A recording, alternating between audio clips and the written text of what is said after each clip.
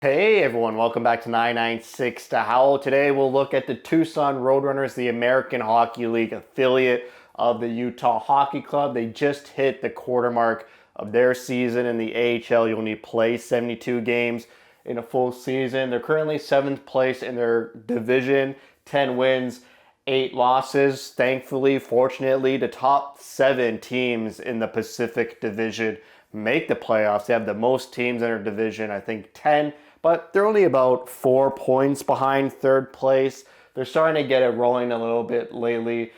Goals for per game's pretty good. Above 3, you love to see that. Goals against is a bit high. Above 3, you want that below 3.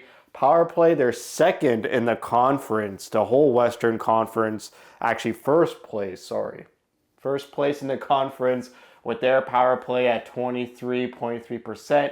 PK is doing good as well at 81.4%. Goalies, I think Vialta is doing his best Connor Ingram impression. Vialta has had like 4 straight incredible American Hockey League seasons, incredible win-loss records and goalie stats last year. For the Roadrunners, he made it to the All-Star game as one of the goalies in the Western Conference. But this season, maybe took a little bit of a back step, even though he did get a shutout on this past Saturday, the same night that Jackson Stauber, another Roadrunners goalie, got his shutout, his first career NHL shutout in his first game for Utah. Vialta, 4-6-0, an 890 save percentage, goals against average of 3.5. Both those numbers are pretty bad. Stauber, perfect goalie stat numbers, great win-loss record. So it seems like Stauber's really outplaying Vialta, even though Stauber's the backup goalie.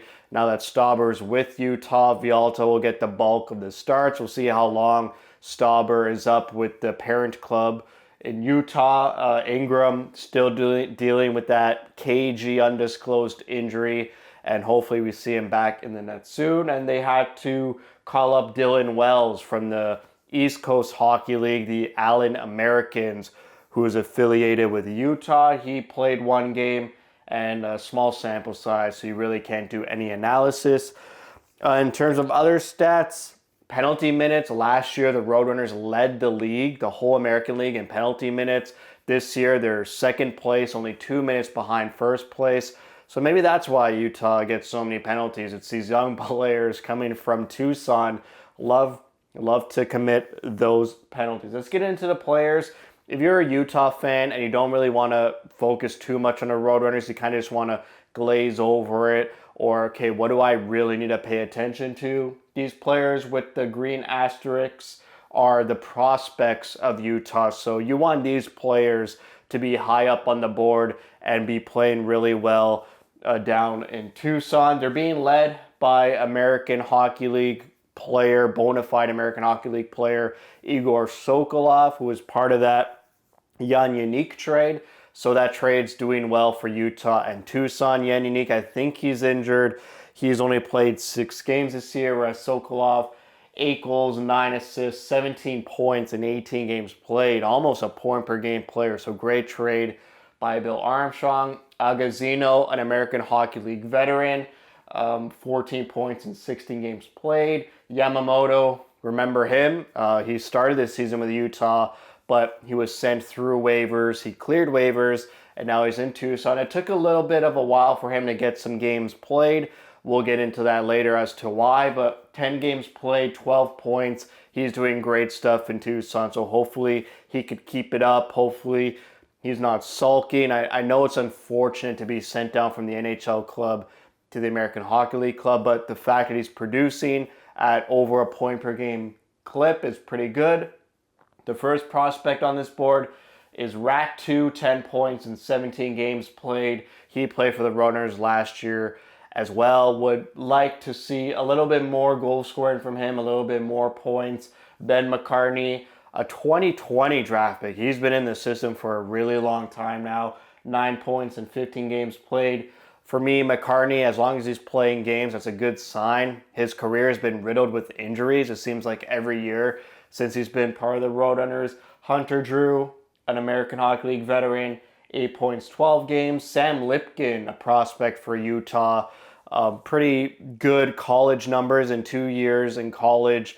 he was a point per game player. He's got 6 goals on his season, but only 1 assist. Josh Stone, who started also like Yamamoto, started the season with Utah. 7 points in 12 games played.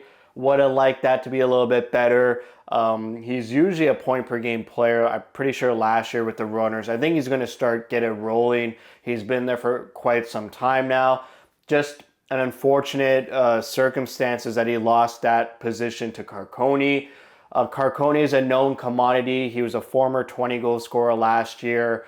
He's got some speed to him. He's on his last year of his contract. They didn't want him to sit out, and he's not waivers exempt. If you put Carcone on waivers instead of Doan, I'm sure Carcone would have been picked up, whereas Doan could move freely up and down. He is not waivers exempt, or is waivers exempt. So it was a right roster move to send Doan down. No one can take him. He could bake a little bit more and develop more in the American Hockey League. We keep Carcone up. He's doing pretty good, and it's his last year with the club. So hopefully next year Doan gets his spot on that 4th line, or maybe he pushes for a 3rd line wing position.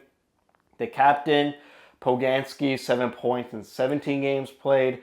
And then some 2 underwhelming prospects. It's their first year in the American Hockey League, Julian Lutz and Mikko Matika. 4 points in 12 games for Lutz, no goals, and 1 point in 14 games for Matika.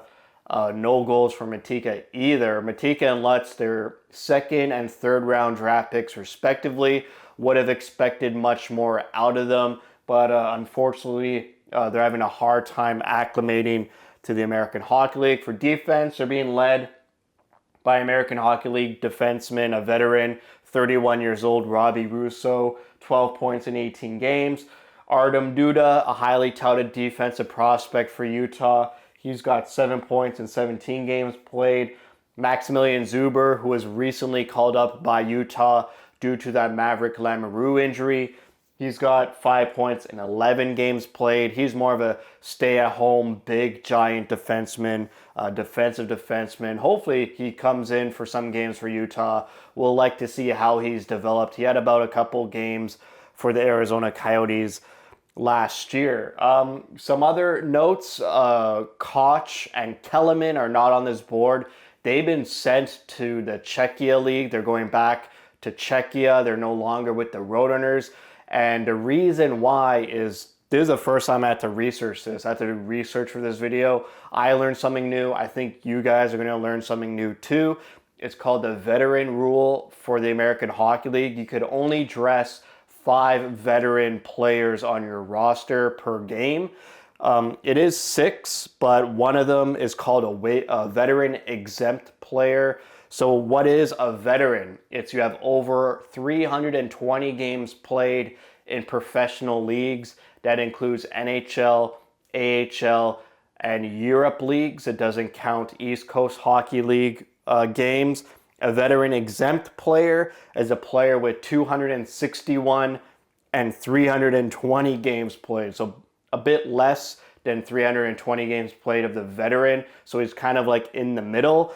For the Roadrunners, Yamamoto, Agazzino, Connaughton, Russo, and Captain Poganski are all declared veteran players because they have over 320 games played in professional leagues. So that's 5 right there. And a veteran exempt player is Hebig, which is not on the board. So you only could dress 5 and 1 veteran exempt veteran player. I believe Koch is over the 320 games played limit, and so is Kellerman. Unfortunately, they don't really tell you what Europe leagues are classified as that Euro leagues.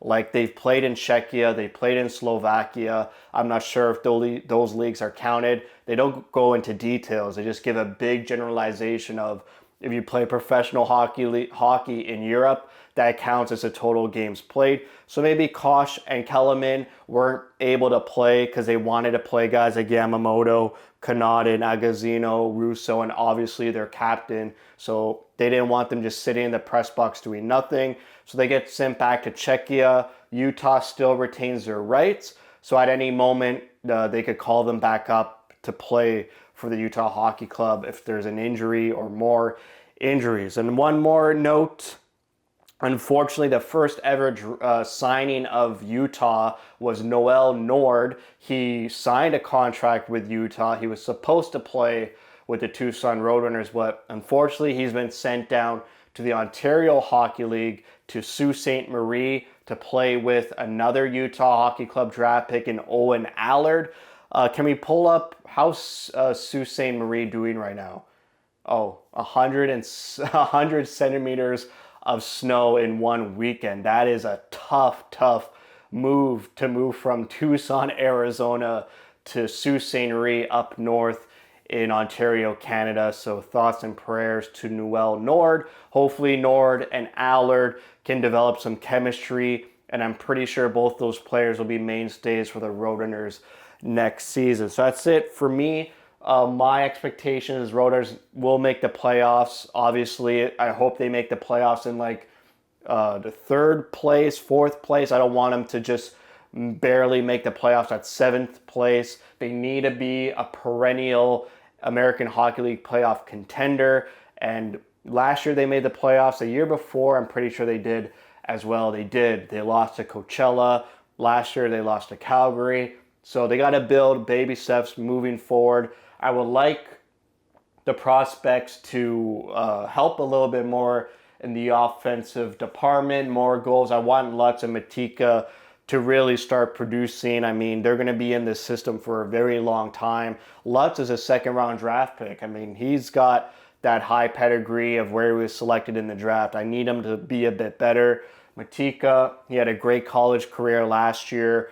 He needs to step it up too. Would like to see Doan just get a little bit more points. He's playing under his standards right now, but again, he should start to get it rolling here. He's a very good player, so hopefully maybe he's just focusing on other areas of the ice and not really paying attention to scoring and getting points. Maybe he's playing more on the PK. Maybe he's working more on his defensive play because he knows, I'm sure the coaching staff told him what he needs to work on, which is why he was sent down to the Roadrunners. But overall, I'm okay with how it's going. Just maybe Vialta as well needs to be better.